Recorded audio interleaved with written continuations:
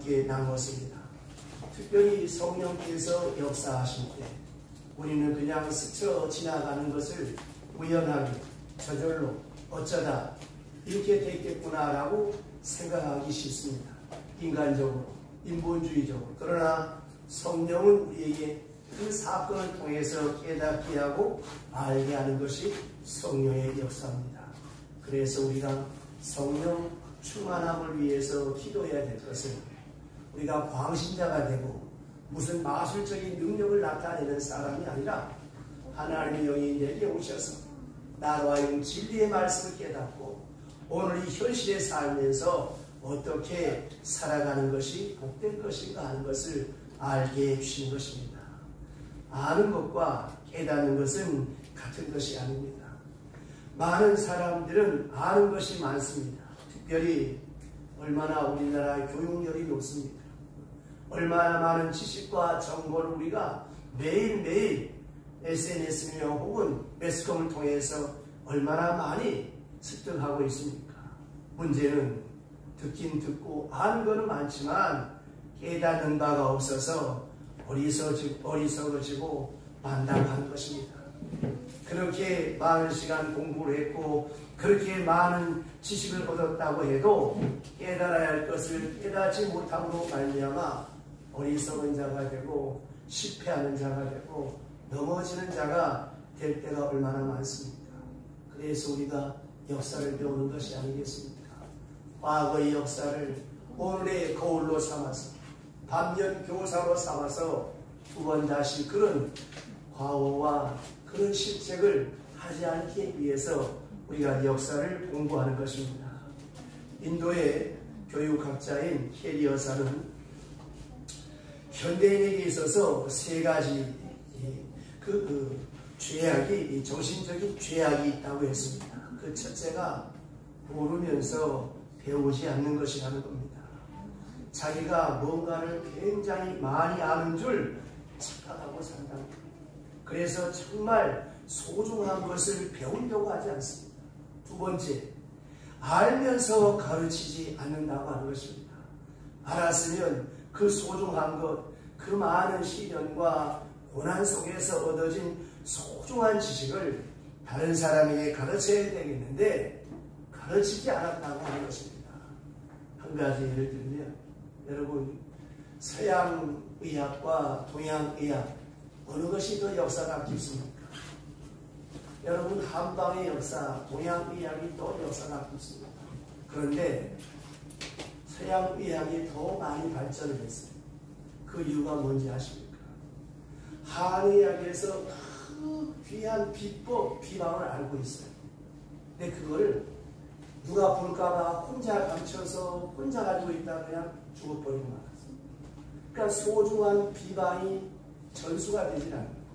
그러나 서양의학은 논문을 통해서 계속 발표하고 발표하는 가운데 발전하고 발전해서 오늘의 이 현대의학의 새로운 발전을 도모하게 되었던 것입니다. 오늘 이 시대를 살아가는 누구가 알면서 가르치지 않는 이런 죄악이 있고, 세 번째, 할 수 있는데 행하지 않는다고 하는 것입니다. 이것이 현대를 살아가는 오늘 우리들의 세 가지 악이라고 하는 것입니다. 여기서 중요한 것은 때가 있다고 하는 것입니다. 배우는 것도 때가 있고요. 가르치는 것도 때가 있습니다. 기회를 놓치고 나면 가르치려고 해도 가르칠 수가 없고, 또 행하는 것도 그렇습니다. 무슨 일이든지 기회가 왔을 때 행하는 것이지, 이 행하는 기회가 지나가 버리고 나면 다시 돌이켜서 잡을 수가 없다라고 하는 것입니다. 선한 일도 이웃짐도 심지어 사랑도 다 기회가 있습니다. 여러분에게 어떤 기회가 주어졌든지 간에 이성 비판하지 말고 믿음 안에서 내게 주어진 그 소중한 기회를 바르게 선용해 나가는 사람이 바로 지혜로운 사람입니다. 오늘의 문제는 무엇입니까? 이것을 행하지 않는다고 하는, 여기에 더 큰 비극이 있고, 또 하나는 자기 자신을 잃어버린다고 하는 것입니다.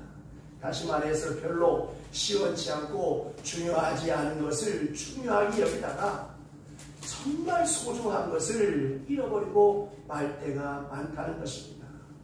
아무것도 아닌 자존심, 아무것도 아닌 명예, 아무것도 아닌 물질, 이것 때문에 우리의 소중한 우정과 사랑과 만남의 관계가 깨어질 때가 얼마나 많습니까?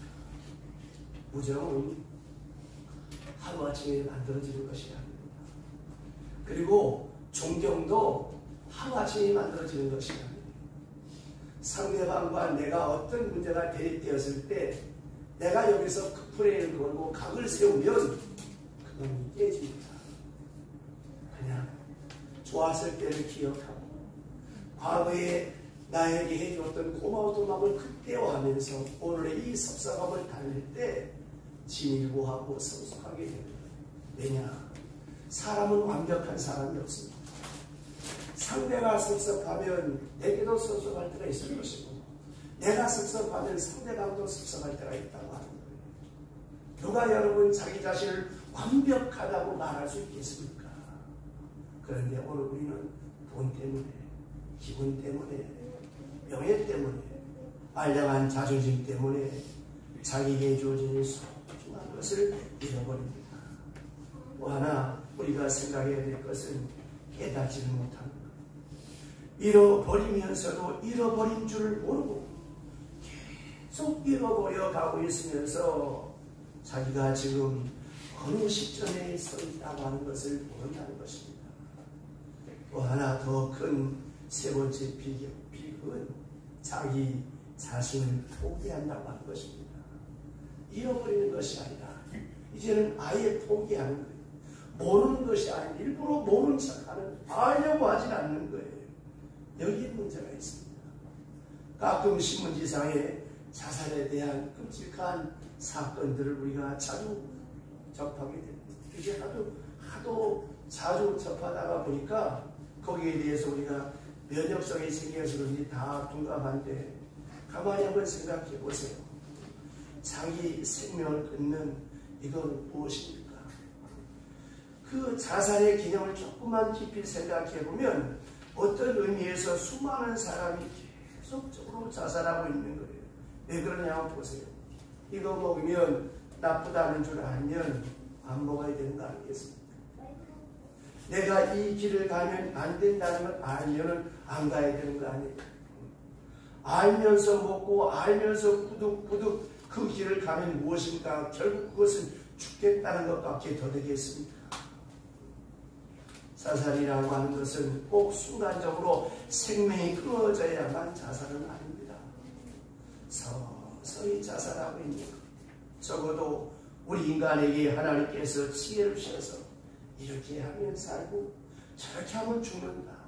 그 정도는 다 인지하고 있습니다. 그래도 불구하고 살기를 원하면서도 죽음의 길을 가는 사람이 있고 건강하기를 원하면서도 몸에 나쁜 것만 먹는 사람들이 있습니다. 이게 바로 여러분 자살행위죠. 보세요. 술이 내게 나쁘다 깨달았으면 술을 안 먹어야 되는 거 아니에요. 또 먹더라도 어느 정도껏 내가 어느 정도 되면 어떻게 된다는 그 정도는 오랜 시간 숙지가 되고 인지가 되어졌을 거 아니겠습니까? 그런데 계속적으로 그것을 반복해 나가면 그건 뭐예요? 자살행위죠. 그러니까 보세요. 생각이 나를 재촉하는데 일부러 그 생각을 잊어버리려고 하는 거예요. 그런 사람이 있습니다. 의사가 당신은 지금부터 술을 먹으면 죽는다고 하는 그런 그 판정이 났습니다. 그런데 이 사람은 이상히 술을 먹는 거예요. 그래서 옆에 있는 사람이 아니 당신은 의사가 죽는다고 하는데 뭐 때문에 술을 먹느냐고 그랬더니 그 사람이 하는 말이 뭔지 아십니까? 술을 먹으면 죽는다는 사실을 잊어버리고 싶어서 먹는다는 거예요. 그리 여러분 생각해 보세요. 이 얼마나 어리석은 것입니까? 자, 여기서 우리가 깊이 생각해야 됩니다. 가끔 우리에게 어떻게 이런 일이 있을 수 있는가? 이런 끔찍한 일이 있을 수 있느냐라고 하지만 사실은 그것이 아닙니다. 스스로 포기하는, 스스로 용납하는, 스스로 살고 싶지 않은, 다른 말로 말하면 고의적 타락이라고 하는 것입니다. 타락이 되어서 타락하는 것이 아니라 아예 그냥 그렇게 내팽개쳐 버리는 그것이 무엇입니까? 아편이며 술이며 마약이며 폭력, 전부 다 이 고의적인 거 아니겠습니까? 여기에 끌려가는 게 아니라 일부러 스스로 자기의 이성의 생명을 끊고 있다고 하는 것입니다. 인간의 인간됨은 어디에 있는 것입니까? 외모에 있는 것이 아닙니다. 세력에 있는 것도 아닙니다. 깨달음에 있는 것입니다. 인간의 행복과 가치는 그의 인격에 있습니다. 결코 소유나 진리에 있는 것이 아닙니다. 그러므로 인격이란 얼마나 깨달으냐, 여기에 그의 인간됨이 있고 그의 성숙함이 있습니다. 둘째로는 얼마나 깨달은 대로 실천하느냐가 중요한 것입니다. 보세요. 깨닫는 것은 많은데 실천이 없어요. 아는 것은 많은데 행함이 없어요. 그러면 비인격자지. 인격이란 그렇게 많은 지식이 없다라고 하지라도 아는 대로 합니다. 옳다고 생각하는 자기가 옳다고 생각하는 대로 갑니다. 남이 뭐라고 하든 상관없이 어여시 자기 길을 깨달은 바대로 살아가는 이 사람이 바로 인격자입니다. 사람은 고민이 있어서 아름답다고 합니다. 문제는 그 고민의 결과가 무엇이냐라고 하는 것이죠. 고민을 더해서 결국 허망과 절망과 낙심과 좌절로 빠져버린다면 고뇌와 고민 속에서 긍정적이고 아름다운 결과를 창출해낸다면 그야말로 그는 지혜자일 것입니다. 오늘 주신 말씀을 보시면 우리에게 의미심장한 말씀을 오늘 이 시편에서 말씀하고 있습니다. 그것은 바로 우리에게 있어 가장 소중한 것이 무엇이냐라고 하는 것입니다. 그것은 바로 깨달음이라고 하는 것입니다. 깨닫는 사람은 지혜로운 사람이고 깨닫지 못하는 사람은 우매한 사람이라고 하는 것입니다. 여러분, 구한말에 서양 문물이 들어왔을 때 김옥균을 위시로 하는 개혁파에서 그 새로운 신문물을 받아들이자고 하는 쪽과 반대파들의 갈등이 많았죠. 그럼 생각해 보세요. 빗장 걸어놓고 안 받아들이는 게 이 지혜로운 겁니까? 오픈마인드가 되어서 새로운 문물을 받아들였더라면 우리나라가 일제의 압제 생활이 없었을 것이고 또한 6.25도 아마 없었을 것입니다. 문제는 받아들이지 않는, 왜 안 받아들일까요? 깨달음이 없기 때문이라고 하는 것입니다. 목회자이기 때문에 하는 말은 아닙니다. 신앙생활의 첫걸음이 무엇입니까? 나의 나됨을 알고 하나님, 저는 죄인입니다. 나는 하나님이 없으면 살 수 없습니다. 나를 바짝 낮추고 온전히 하나님을 의지하며 살아갈 때에 거기에 하늘의 지혜와 명철이 주어지고 거기에 하나님의 은총이 주어지면서 믿음의 깊이와 넓이와 지식이 더하여져서 조금씩 그리스도의 장성한 분량에 이르게 되어지는 것인데, 처음부터 내 경험적 지식과 내가 살아온 지금까지의 사고로 꽉 차서 새로운 하나님의 말씀이 내게 들려와도 그걸 받아들이지 않기 때문에 문제라고 하는 것입니다. 그래서 야고보서 1장 24절에 보면 제 자신을 보고 가서 그 모습이 어떠했는지를 곧 잊어버리거니와, 참 재미있는 표현이잖아요. 쉽게 풀면 이렇습니다. 거울을 통해서, 야고보서 1장 24절에요. 거울을 통해서 내 얼굴 생김새를 모양을 보았어요. 보았으면서 잊어버립니다. 이 얼마나 건망증이 심한 사람입니까? 거울을 보면서 이 얼굴을 씻어야 되겠다 생각했는데 금방 잊어버렸다는 것입니다. 왜 그랬을까요? 단순한 지식이기 때문에 그렇습니다. 그러나 깨달음이라고 하는 것은 경험에서 오는 깊은 지식이므로 그렇게 쉽게 잊어버리지 않습니다. 마음의 문을 열고 뜻을 굽히고 고집을 버리고 믿음으로 이해하면 안 믿을 것이 없습니다. 못 믿을 것이 없습니다. 여기에 깨달음이 오게 되는 것입니다. 생각이 없이 공롱한 가운데 경험한 것은 다 허상이 오고요.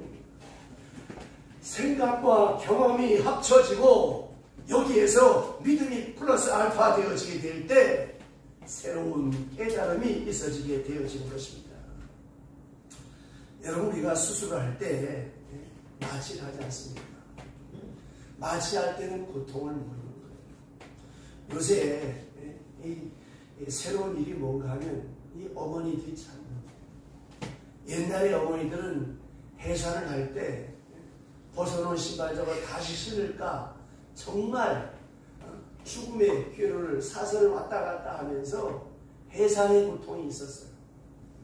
그렇게 죽을 힘을 다해서 애를 낳았단 말이에요. 요새는 무통근만 제왕절개. 그러니까 애를 낳아서 갖다 버리지. 자식에 대한 애절함이 없는 거예요. 왜 자식에 대한 애절함이 없을까요? 죽을 고생을 하고 낳기 때문에 그 자식이 그렇게 소중한 거예요. 아버지와 어머니의 사랑 같은 것이 아니에요. 호민나라하고 도끼나라하고는 하늘과 땅 차이입니다. 10달 동안 뱃속에서 그리고 그 죽을 힘을 다해서 아이를 낳았을 때 그 아이가 그렇게 소중해요. 자식에게 버림받을지라도 그 자식을 위해 모든 걸 다 쏟아 부을 수 있는 게 어머니의 마음이고 어머니의 사랑입니다. 이 결과가 우연한 것입니까? 아니죠. 고통을 통하여 생명의 소중함과 자녀의 소중한 마음이 거기서 만들어집니다. 몽롱한 가운데 마취루에 경험한 것은 경험이 아닙니다. 맑은 의식 상태에서 경험해야 그것이 생각과 합쳐지고 여기에 플러스 알파에서 믿음과 사랑이 합쳐질 때에 완전한 깨달음이 있어지는 것입니다.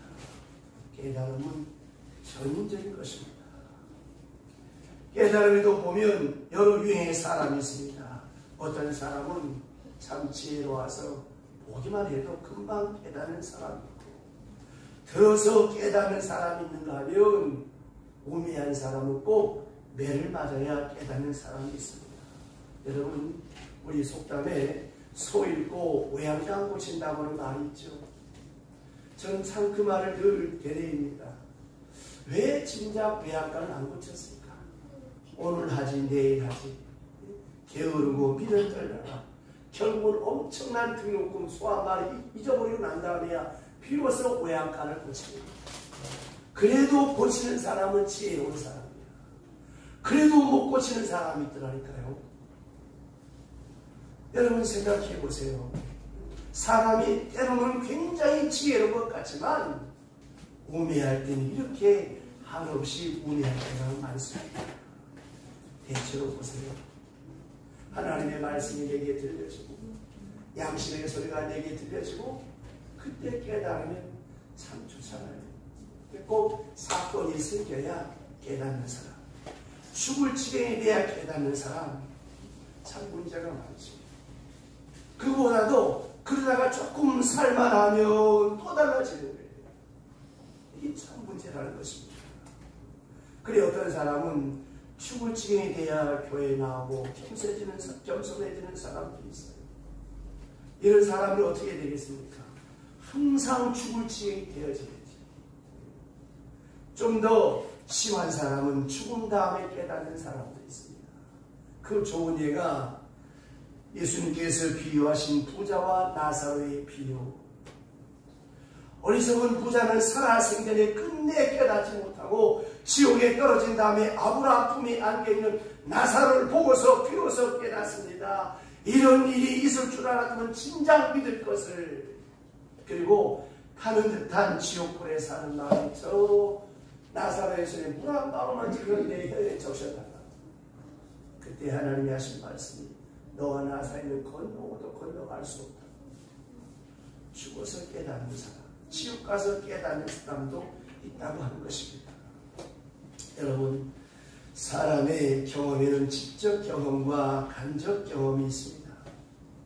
내가 경험하지 않아도 다른 사람의 경험한 것을 듣고 배우고 책을 통해서 또한 전승을 통해서 받아들이고 하나님의 말씀을 들으면서 이 모든 사건, 내 경험으로 받아들이며 깨닫게 되는데 이것이 바로 성령의 역사입니다. 만약 깨달음이 없다면 기어이 그는 모든 시련을 자신이 스스로 겪을 수밖에 없는 것이 아니겠습니까? 어떤 사람은 부분적으로 경험하고 전체를 합니다. 어떤 사람은 한 번 경험하고 일생 동안 그 소중한 경험, 그 뼈아팠던 경험을 잊어버리지 않고 그 경험을 반면교사로 삼고 디딤돌로 삼아서 성공적인 삶을 살아가는 사람이 있는 반면에 거들거들 많은 경험을 해도 헤어나지 못하는 사람이 있습니다. 그 역성에 보면 바로 왕이 그 대표적인 사람 아니겠습니까? 하루아침에 나일 강물이 그 맑은 나일 강물이 피물로 변합니다. 깨구리가 온 천지를 뒤덮습니다. 이와 동종이 득실합니다. 무려 10가지 재앙이 애굽 땅에 임하게 됩니다. 맨 마지막에 그래도 안 들으니까 마지막 재앙이 무엇이었어요? 애굽에 있는 모든 장자가 하루아침에 다 죽어 넘어집니다. 새벽에 온 애굽의 곡소리가 끊이질 않습니다. 비로소 애굽의 바로왕이 두 손 들고 항복하고 이스라엘 백성을 내어줍니다.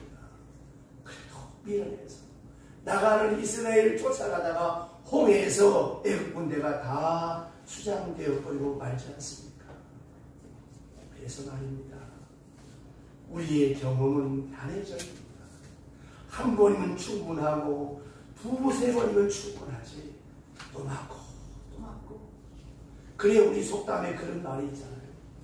철들자 망령 떤다. 여러분, 시간이라고 하는 것은 무한한 것이 아니에요. 얼마나 일찍 빨리 깨닫느냐에 따라서 그 사람의 인격과 그 사람의 삶의 자세와 그 사람의 성공 실패가 여기에서 판단이 나는 것입니다. 보세요. 공부하는 아이들 간단합니다. 내가 지금 공부를 안 하면 내 삶을 선택할 폭이 좁아지거든요. 그걸 알고 열심히 공부를 하면 내가 선택할 삶의 영역이 많아지고 이거를 못 깨닫는 거예요. 뒤늦게 세월 다 간 다음에 깨달으면 뭐 하겠습니까? 이미 선택할 폭이 별로 없는데. 그래서 이사야 1장 5절에 보면 너희가 어찌하여 매를 더 맞으려고 더욱 패역하느냐. 온 머리는 병들었고 온 마음은 피곤하였으며 발바닥에서 머리까지 상한 것과 터진 것 새로 맞은 흔적뿐이거늘 어찌 그것을 짜며 싸매며 기름으로 유하게 함을 받지 못하였도다라고 간곡하게 하나님은 말씀하고 있습니다. 여러분, 흐르는 물에 내가 여러 번 발을 담글 수 있어요. 그러나 같은 물에는 한 번밖에 담글 수가 없는 것입니다. 사건은 지나갑니다. 엄밀한 의미에서 사는 것도 한 번이요, 죽음도 한 번이요, 청춘도 한 번입니다. 모든 것은 다 단회적으로 지나가고 마는 거죠. 하나 더 예를 들까요? 여러분, 처음 청춘 남녀가 처음 만나서 함께 손을 잡았을 때 그때 그 짜릿했던 그 감정 얼마나 귀한 것입니까? 그 다음날 또 만나서 손잡아 보세요. 그 감정 없습니다. 모든 사건은 단회적입니다. 그러므로 같은 경험은 결코 두 번 있을 수가 없다고 하는 것입니다. 그런데 지나간 다음에 우리가 후회한들 무슨 의미가 있겠습니까? 그래서 오늘 주신 말씀에 강하게 말씀하시기를 깨달음이 없는 자는 멸망할 짐승과 같다고 했습니다. 사실 엄밀한 의미에서 사람이 어떨 때는 말입니다. 짐승만도 못할 때가 많아요. 시골에서 자란 사람들은 알 겁니다. 소는 자기가 빠진 함정에 웅덩이에 2번 다시 안 빠진다. 그런데 어떻습니까? 사람은 미련하게도 똑같은 실수를 번번이 반복해 나아가다가 결국 죽어야 끝나는 그런 사람들도 많잖아요. 오늘 신 말씀의 2가지를 강조하면, 첫째, 재물에 대한 것입니다. 여러분, 현대 사회에 돈처럼 귀한 것이 어디 있습니까? 무일품은 무한생이라고 했어요. 정성도 돈 없으면 처절해지는 거예요. 참 소중한 것입니다. 그러나 여러분, 재물이란 하나님께서 우리에게 주신 선물로서의 은사입니다. 하나님이 주신 것입니다. 이걸 여러분 깊이 생각하셔야 돼요. 여러분이 아무리 돈을 벌려고 애를 쓰고 발버둥을 쳐보세요. 돈이 따라오거나 돈이 뭐하지나 돈이 나를 따라와야지. 하나님이 주셔야지. 이 11조가 뭐예요? 내가 아무리 애를 써도 안 되니까 하나님이 주셔야 됩니다. 물질에 대한 내 신앙 고백이에요. 이것만 바로 돼도 믿음이 그렇습니다. 2번째, 재물은 기회입니다. 얻을 기회도 있지만 써야 할 기회가 있는 거예요. 그러므로 써야 할 기회를 쓰지 못하면 그 재물은 나에게서 다른 곳으로 넘어가서 그때 쓰고 싶어도 쓰지 못하는 때가 온 것입니다. 아무튼 재산이 많든 적든 우리에게 주어진 기회라고 하는 것을 꼭 명심하시기 바랍니다. 3번째, 재물은 할 수 있게 하는 가능성이요 능력입니다.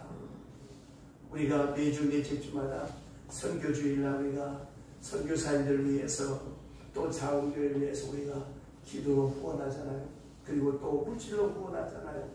내가 나가서 전도 못하지만 내가 보낸 헌금이 그 선교사님에게, 그 목사님께 전달되어질 때 그 물질이 일을 하게 하지 않습니까?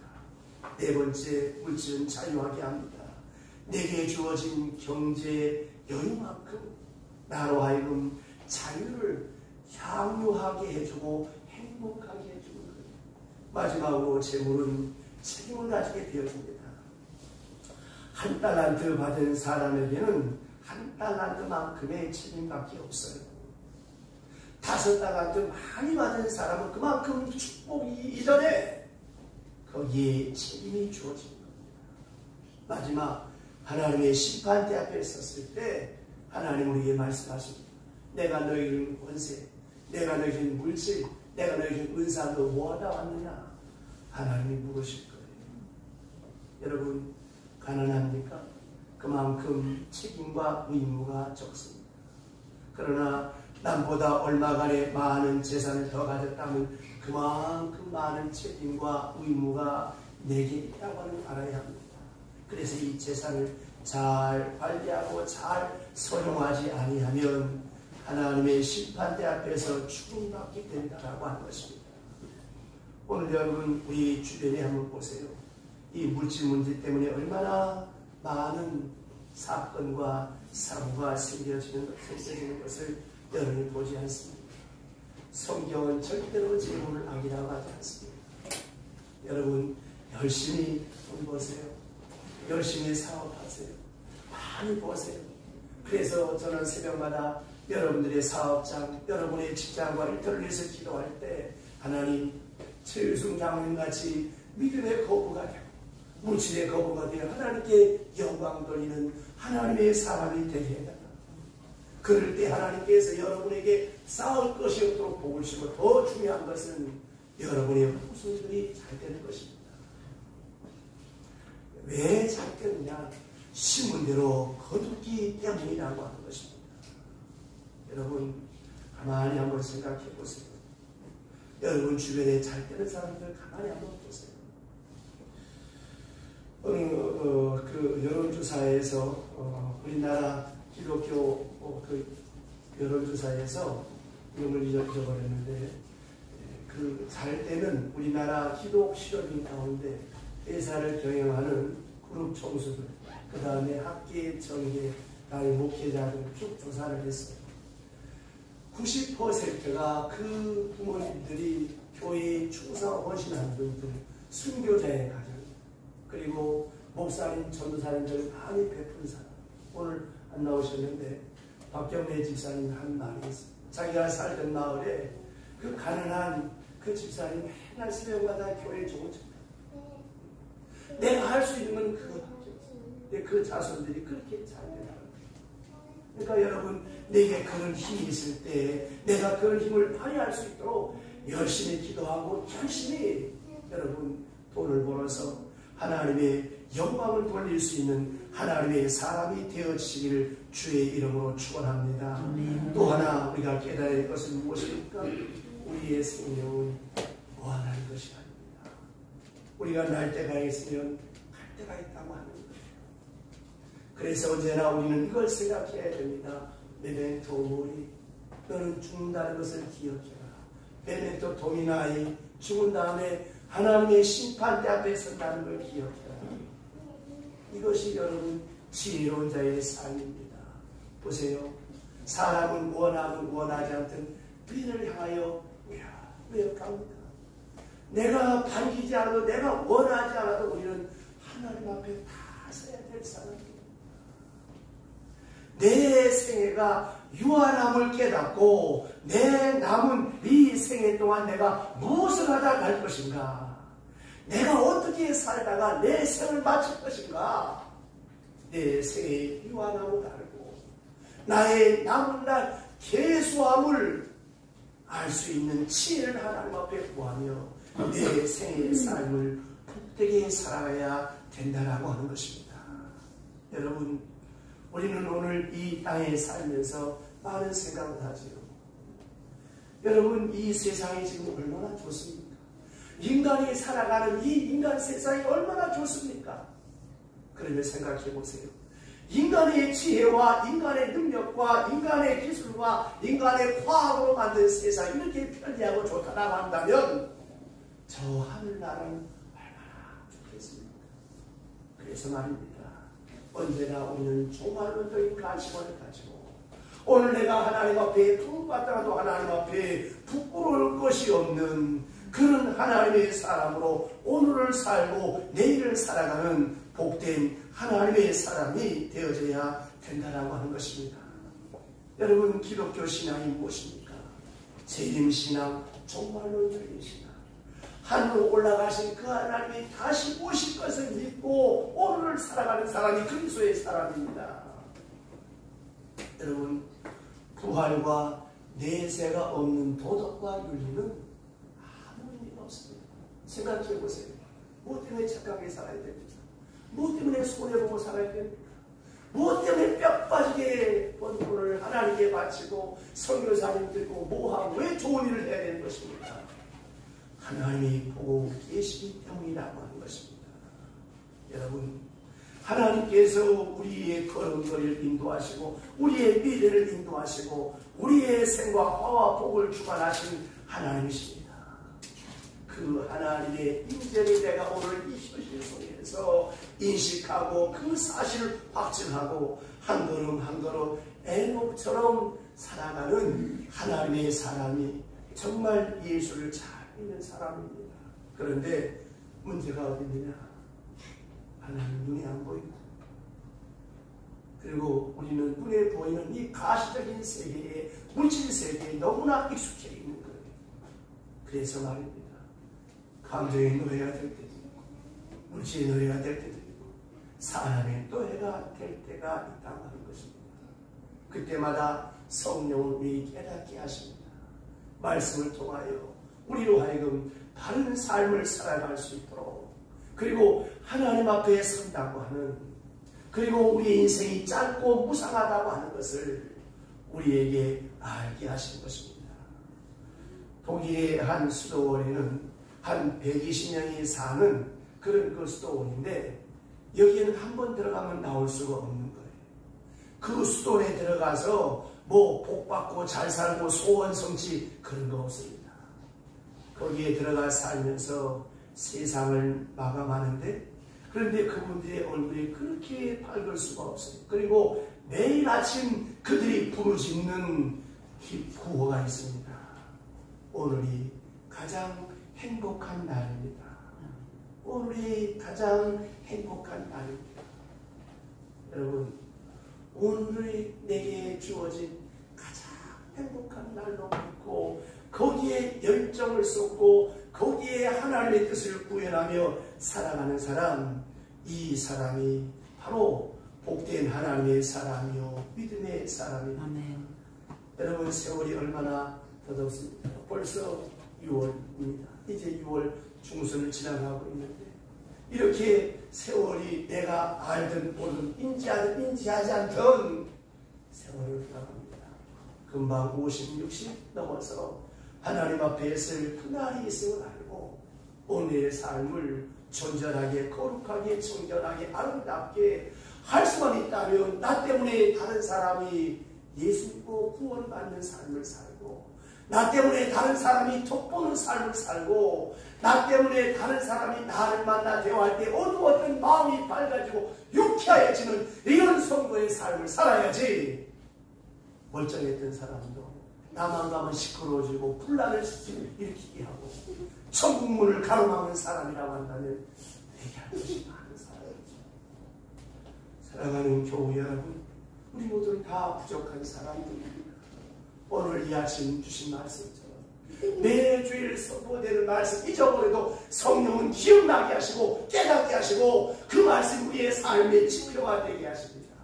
그 주신 말씀을 따라서 어떻게 사는 것이 지혜로운 사람입니까?